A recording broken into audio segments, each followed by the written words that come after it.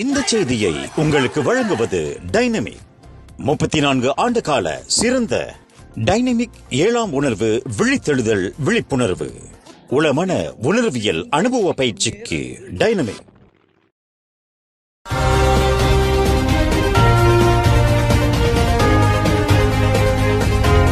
வணக்கம். திசைகளின் 5 மணி செய்திகள். மேலும் 36 நாடுகளின் பயணிகளுக்கு மலேசிய குடிநுழைவு முகப்பிடங்களில் ஆட்டோகேட் வசதி.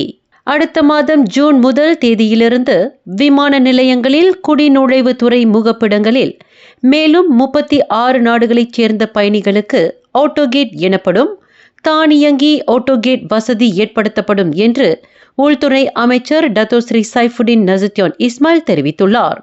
இதன் மூலம் வெளிநாட்டைச் சேர்ந்த பயணிகள் விமான நிலையங்களில் குடிநுழைவு துறை முகப்பிட பரிசோதனையின் போது நீண்ட நேரம் வரிசையில் காத்திருக்க வேண்டிய அவசியம் இருக்காது என்று சைஃபுடின் குறிப்பிட்டார்.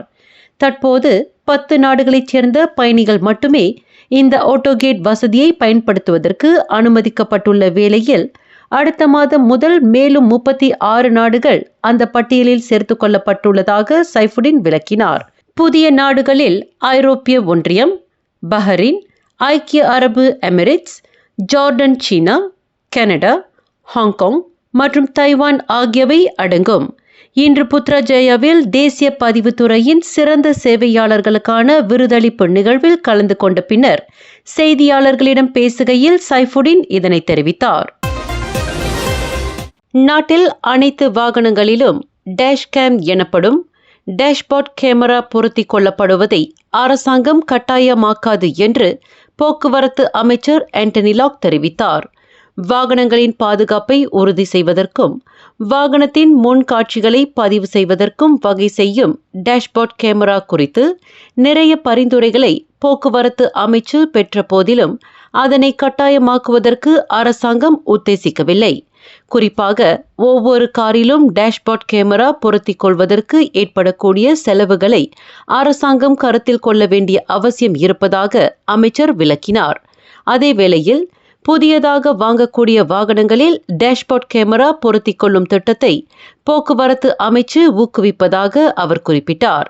இன்று புத்ராஜயா போக்குவரத்து அமைச்சு ஏற்பாடு செய்த ஊடகவியல் ஆசிரியர்களுக்கான சந்திப்பின் போது ஆண்டனி லாக் மேற்கண்டவாறு கூறினார்.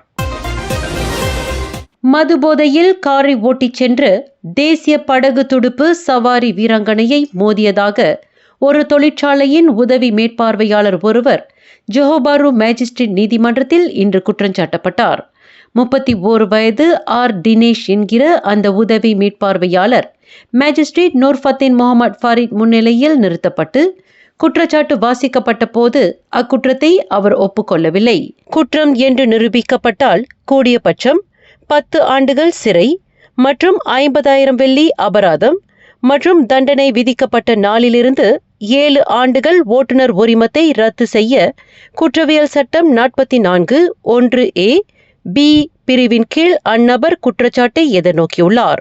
கடந்த மே 11ஆம் தேதி மாலை 4:19 மணியளவில் ஜோஹர் பாரு லபுராயா பஞ்சுராயன் தீமோர் நெடுஞ்சாலையின் 3.5 கிலோமீட்டர் தொலைதூரத்தில் டொயோட்டா வியோஸ் ரக காரில் பயணித்த அந்நபர் மதுபோதையில் வேக கட்டுப்பாட்டை இழந்து தேசிய படகு துடுப்பு சவாரி வீராங்கனையான சித்தி நூருல் மஸ்தியா முகமது இலியாஸ் மீது மோதியதாக அவர் மீது குற்றஞ்சாட்டப்பட்டுள்ளது.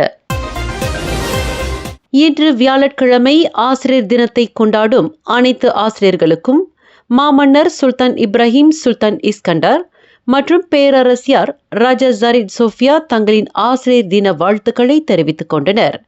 ஆசிரியர்களின் தியாகங்கள் மற்றும் சேவைகள் எப்போதும் நினைவு கூறப்பட வேண்டும். தேசத்தையும் சமூகத்தையும் வளர்ப்பதில் ஒவ்வொரு ஆசிரியர்களின் பங்களிப்பு மிகவும் முக்கியமான ஒன்றாகும் என்று முகநூல் அகப்பக்கத்தில் மாமன்னர் தம்பதியர் கூறினர். எங்களுக்கு கல்வி கற்பித்துக் கொடுத்த ஆசிரியர்களுக்கு நன்றி. அவர்களின் அறிவும் பக்தியும் என்றென்றும் எங்களின் நினைவில் நிலைத்து நிற்கும் என்று மாமன்னரும் பேரரசியாரும் குறிப்பிட்டனர். இவ்வாண்டின் கருப்பொருள் குரு ஜவஹரி டிஜிட்டல் ஆஸ்பிராசி நிகார மடானி என்று கல்வி அமைச்சகம் அறிவித்திருந்த வேளை குவாந்தானில் உள்ள புசட் கன்வென்ஷன் அந்தரபங்சா சுல்தான் அஹ்மத் ஷாவில் இன்று ஆசிரியர் தின கொண்டாட்டம் மிக விமரிசையாக கொண்டாடப்பட்டது. தனது கணவர் மற்றொரு பெண்ணுடன் உறவில் இருந்ததற்காக அவரை பேஸ்பால் மட்டையால் அடித்து காயம் விளைவித்ததாக இல்லத்தரசி ஒருவர் மூவார் செஷன்ஸ் நீதிமன்றத்தில் இன்று குற்றஞ்சாட்டப்பட்டார். 41 வயது லிம் சியாவ்லெங் என்கின்ற அந்த இல்லத்தரசி நீதிபதி இர்வான் ஸ்வைன்போன் முன்னிலையில் நிறுத்தப்பட்டு குற்றச்சாட்டு வாசிக்கப்பட்ட போது அவர் அக்குற்றத்தை ஒப்புக்கொள்ளவில்லை. குற்றம் என்று நிரூபிக்கப்பட்டால் கூடியபட்சம் 10 ஆண்டு சிறை அல்லது அபராதம் அல்லது பிறம்படி அல்லது ஏதேனும் 2 தண்டனைகள் விதிக்க வகை செய்யும் குற்றவியல் சட்டம் 324 பிரிவின் கீழ் அவர் குற்றச்சாட்டை எதிர்நோக்கியுள்ளார். கடந்த 2023 ஆண்டு நவம்பர் 11 தேதி காலை 9:20 மணியளவில் ஜோஹர் ஜலன் கிம்கியில் உள்ள ஒரு தொழிற்சாலையில் பேஸ்பால் மட்டையை கொண்டு தனது கணவரை தாக்கியதாக அவர் மீது குற்றஞ்சாட்டப்பட்டுள்ளது. வாடிக்கையாளர்களுக்கு சேவை பெண்களாக இருந்து வரும் வெளிநாட்டு பிரஜைகளின் நடவடிக்கைகள் அவ்விடத்தில் மேற்கொண்ட திடீர் சோதனையின் மூலம் அம்பலமானது. நேற்று இரவு 11:45 மணியளவில் தலைநகரில் உள்ள 2 பொழுதுபோக்கு மையங்களில் மேற்கொண்ட திடீர் சோதனையின் போது கோலாலம்பூர் குற்றப்புலனாய்வு துறையின் அதிகாரிகள் இந்நடவடிக்கையை வெற்றிகரமாக வெளிச்சத்திற்கு கொண்டு வந்துள்ளனர். இச்சோதனையில் வாடிக்கையாளர்களுக்கு சேவை பெண்களாக இருக்கும் 32 வெளிநாட்டு பெண்களும் வளாகத்தின் பராமரிப்பாளர்களான 2 உள்ளூர் ஆண்களும் கைது செய்யப்பட்டதாக கோலாலம்பூர் குற்றப்புலனாய்வு துறையின் தலைவர் டத்தோ ஹபிபி மஜிஞ்சி கூறினார். அப்பெண்கள் குடிநுழைவு அட்டையை தவறாக பயன்படுத்தியதாகவும் சட்டவிரோதமாக செயல்பட்டதற்காகவும் கைது செய்யப்பட்டதாக ஹபிபி மஜிஞ்சி அறிவித்தார்.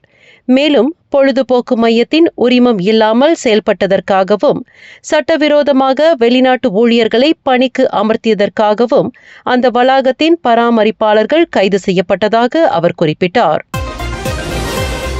சபா கம்போங் மெனின்தோட்டில் உள்ள கடையில் மேற்கொண்ட திடீர் சோதனையின் போது டீசலை கடத்திய குற்றத்திற்காக 2 நபர்கள் கைது செய்யப்பட்டனர்.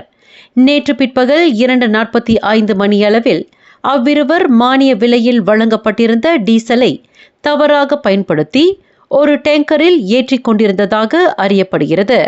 பொது மக்களிடமிருந்து கிடைக்கப்பெற்ற புகாரை தொடர்ந்து சம்பந்தப்பட்ட இடத்தில் மேற்கொள்ளப்பட்ட ஓப் தாரிங் லண்டாய் சோதனையின் வாயிலாக சந்தேகிக்கும் நபர்கள் கைது செய்யப்பட்டதாக கடல்சார் போலீஸ் படையின் சபா 4வது பிரதேசத்தின் கமாண்டர் அமட் அரிஃபின் தெரிவித்தார். சம்பந்தப்பட்ட இடத்தில் 13,400 லிட்டர் டீசல் கண்டறியப்பட்ட வேளை அதற்கு தொடர்புடைய ஆவணங்களை சமர்ப்பிக்க தவறியதால் அவ்விருவரும் கைது செய்யப்பட்டதாக அமட் அரிஃபின் கூறினார். சந்தேகிக்கும் அந்நபர்களிடமிருந்து 1,84,160 வெள்ளி மதிப்பிலான டேங்கர் லாரி, டொயோட்டா ஹைலாக்ஸ் ரக கார் ஆகியவை கைப்பற்றப்பட்டதாக அவர் மேலும் தகவல் தெரிவித்தார். மேலும் செய்திகளை தெரிந்து கொள்ள கீழே இருக்கும் பெல் பட்டனை அழுத்துங்கள். உங்கள் மகிழ்ச்சியை வெளிப்படுத்த லைக் மற்றும் ஷேர் செய்யுங்கள். தொடர்ந்து திசைகளோடு இணைந்திருக்க சப்ஸ்கிரைப் செய்யுங்கள்.